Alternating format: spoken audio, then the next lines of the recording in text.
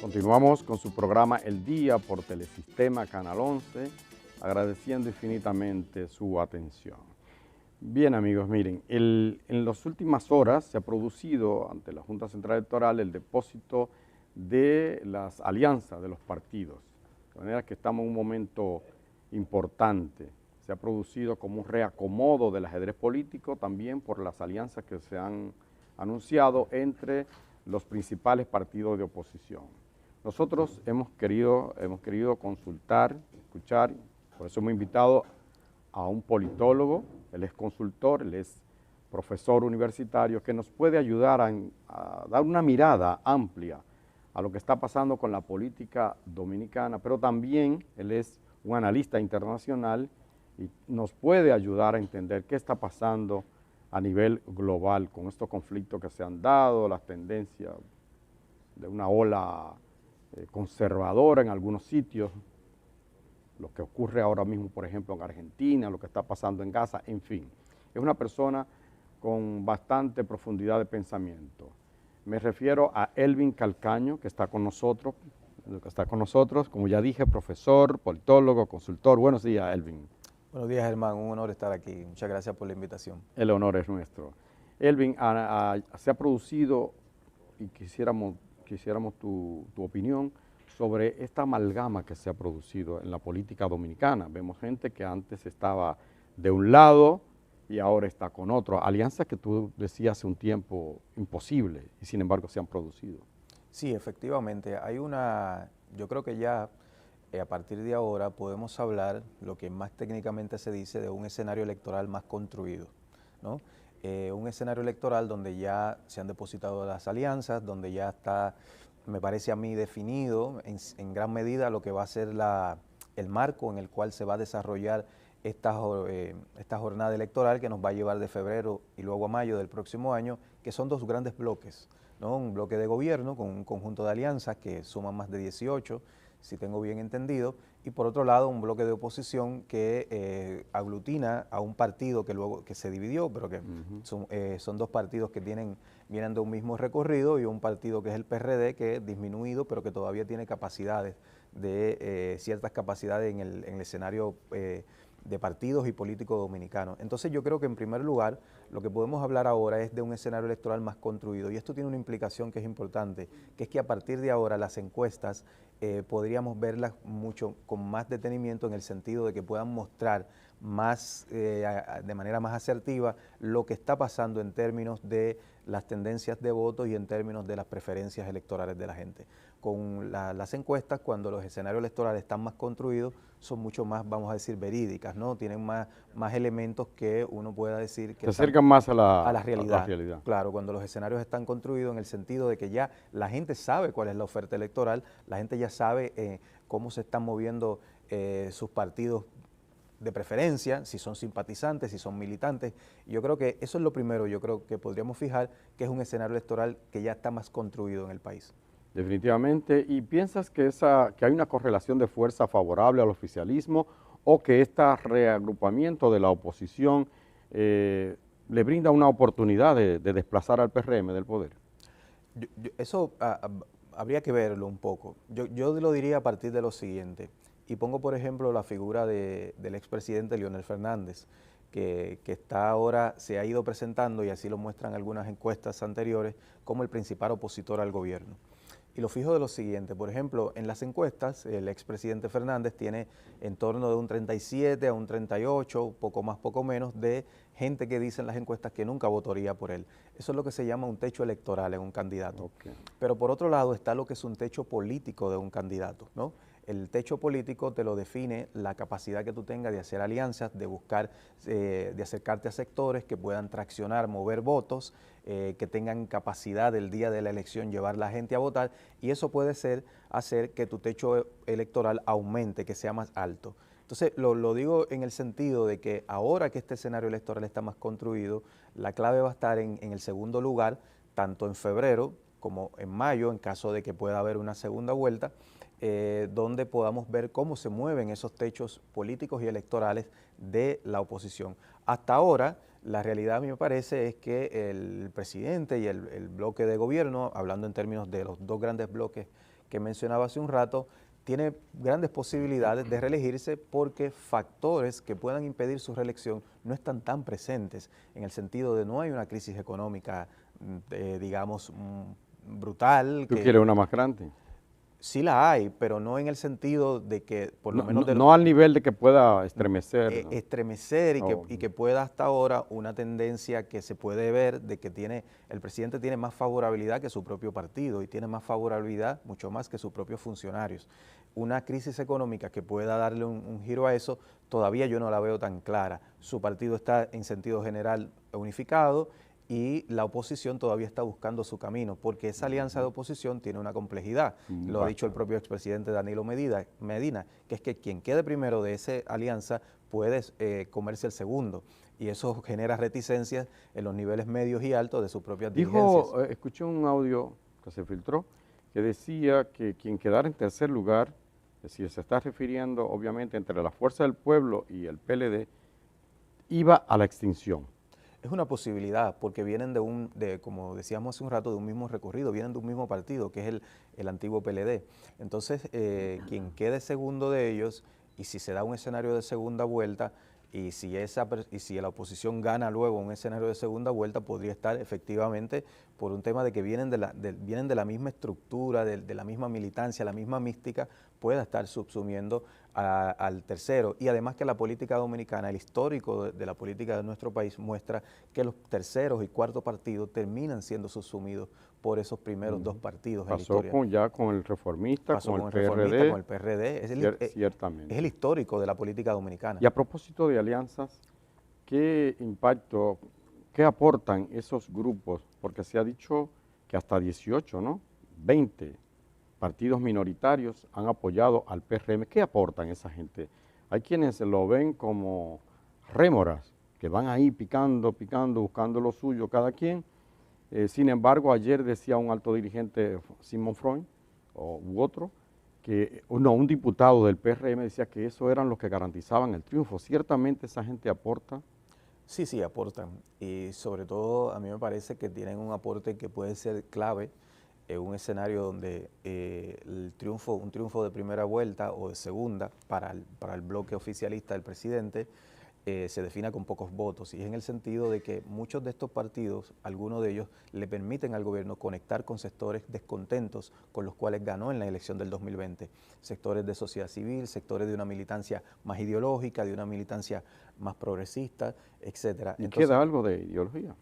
Queda algo sobre todo en la sociedad, sobre todo en segmentos de capas medias de la sociedad que tienen una orientación, ven la política a partir de una orientación ideológica, de una orientación desde el punto de vista de cuestiones programáticas, de causas ambientales, causas de la mujer, entre otras. De derechos. De derechos, muchos de esos partidos, algunos de ellos, mejor dicho, de esos partidos, vamos a decir minoritarios desde el punto de vista cuantitativo, pueden darle al gobierno cercanía con esos sectores que le permitan un triunfo. Entonces sí son importantes, ¿no? Ya. Son importantes. Bueno, entonces no se pueden soslayar, como algunos dicen, bueno, eso no tiene importancia porque son fracciones lo que aportan, pero fracción a fracción se hace un entero, ¿verdad? Sí, y un escenario electoral, aunque va a ser un poco más complejo, creo yo, todo ese tipo de elementos pueden sumar. ¿Qué ha pasado con el sector liberal, el sector de la izquierda concretamente? Que prácticamente se ve, está invisible. Yo iba a decir se ve, pero no se ve. O sea, está prácticamente invisible. Está ahí, pero no logró cuajar una propuesta conjunta y uno lo ve como disperso, diluido prácticamente. Sí, está ahí definitivamente lo que podríamos ubicar en una coordenada ideológica progresista en el país, que vaya desde un liberalismo centrista hasta una izquierda más tradicional, vamos a decir. Lo que sucede es que por un lado hay una tendencia mundial, luego vamos a hablar de cuestiones internacionales, pero internacionalmente, luego de la caída del muro de Berlín y con la consolidación del neoliberalismo en la mayor parte del mundo, lo que se ha visto es unas izquierdas bastante rezagadas, ¿no? Una izquierda con muchas limitaciones desde el punto de vista de que las principales ideas que hoy ordenan la forma en que la gente ve las cosas no conectan directamente con muchos de los discursos tradicionales de la izquierda.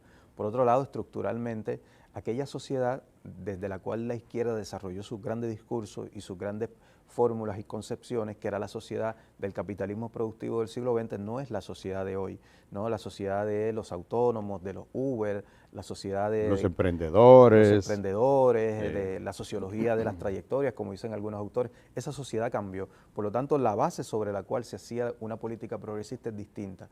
Y eso ha tenido incidencia en el país. Y en el país una política que ha dejado de ser cada vez más ideológica, una política más movida por el dinero, más movida por las grandes maquinarias, eso hace que no podamos ver tan claramente aquello como un sector de izquierda política. Pero fíjese Germán, el siguiente ejemplo, en el tema de las tres causales. En las encuestas se ve que entre un 50 y tanto y un 60% del país está de acuerdo con las tres causales, pero eso no logra traducirse políticamente, porque hay una correlación en el Congreso y hay una correlación política mayormente conservadora en el país. Pero lo que quiero decir con esto es que en la sociedad una causa como esa, eminentemente progresista, es mayoritaria. Entonces, el sector progresista en el país lo que tiene que hacer es lograr que sus causas que están en la sociedad presente se puedan traducir políticamente. Ahí le cuesta entonces hacer un trabajo de está reingeniería política. Ahí está la dificultad. Que no es tan fácil, no es tan fácil en este contexto. Es muy complejo. Y a propósito de ideología, Elvin, ¿ves una diferencia importante de fondo en los planteamientos de Abinader, de Abel y de Leonel? Porque uno en algún momento podría pensar que hay una especie de ecualización o de, no sé si lo ves así, como... Sí, bueno, si lo vemos desde el punto de vista de las coordenadas ideológicas tradicionales, izquierda, derecha, centro, no hay grandes diferencias. No hay grandes diferencias. Hay variaciones de estilo, podría ser, hay variaciones de trayectorias personales. Allí donde las ideologías no son importantes en política, lo personal pesa mucho.